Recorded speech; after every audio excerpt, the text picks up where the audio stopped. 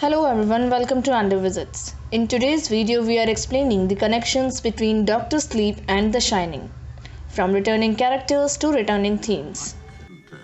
I tried so hard and got so far. The Overlook Hotel. For the fans of The Shining, it's not only the primary settings of the novel but a seemingly living thing full of ghosts and malevolent supernatural influence.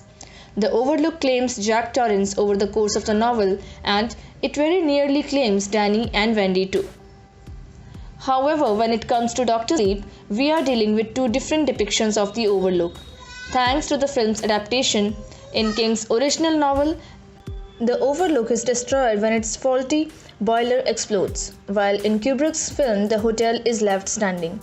In the book version of Dr. Sleep, the site of the burned down Overlook plays an important role, but in the film, the structure is still there, exactly as it was in the original film. The ghosts.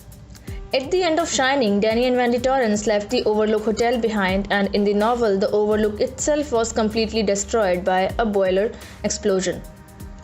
In Dr. Sleep, King reveals that shortly after their stay in the Overlook, the ghost from the hotel starts to torment Danny Torrance once again.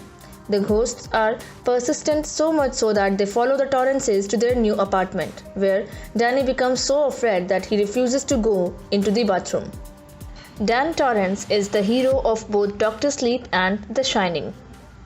In The Shining, Stephen King introduced us to Danny Torrance, a young boy with the frightening ability to see ghosts and communicate telepathically. In that novel, Danny and his parents moved into a massive hotel called the Overlook for the winter, where the ghosts within slowly drove his alcoholic father mad.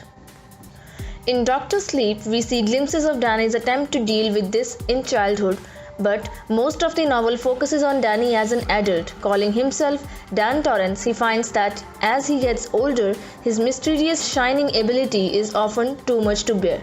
Like his father before him, he descends into an alcoholism as a way to numb his gifts, but the ghosts of the past still have a way of catching up to him. Wendy Torrance. In the struggle to escape the Overlook Hotel when her husband went insane, Wendy Torrance took much more physical punishment than her son, and no less emotional trauma. When they retreated from the place together, she was both a widow and a single mother, and she had to face the struggle of both recovering physically and emotionally and caring for her younger son at the same time.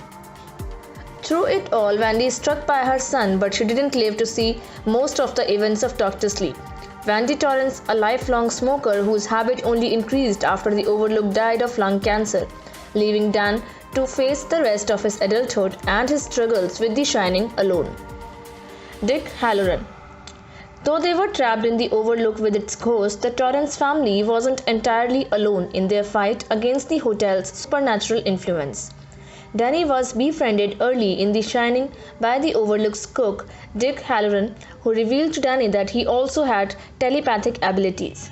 It was Dick who gave Danny a name for his gift, The Shining, and he even taught him how to refine it.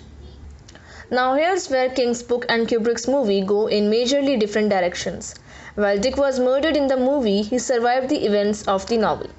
In fact, Dick remained friendly with both Wendy and Danny Torrance after the events of the book, so he also shows up in Dr. Sleep. When Danny had difficulty shaking off the ghost of the Overlook, Dick pays him a visit and helps him to compartmentalize his trauma, using his own background as an abused child to help Danny understand how to overcome what he's dealing with.